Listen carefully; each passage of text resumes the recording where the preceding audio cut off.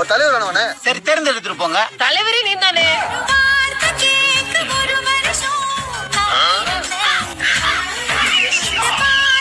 மக்கள் கனவு பழிக்காது நீனா. நான் தான் தலைவர். இந்த ஊர்க்காரங்க நம்பாத நீனா. இப்ப போற வரவங்க தலைவர் சொல்லி ஏமாத்துறாங்க. உன்னை ஏமாத்திட போறாங்க.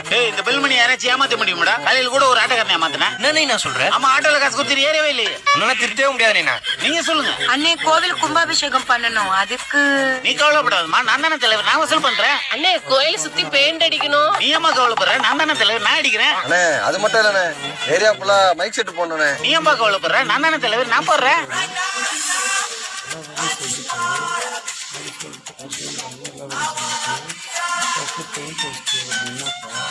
ஒரு வழியா ஊர் தலைவரே என் கடமை முஸ்டமா. அண்ணே உங்களுக்கு பிஞ்சு மூஞ்சுதே, எது சொன்னாலும் நம்பிடுறீங்க. என்னமா சொல்ற?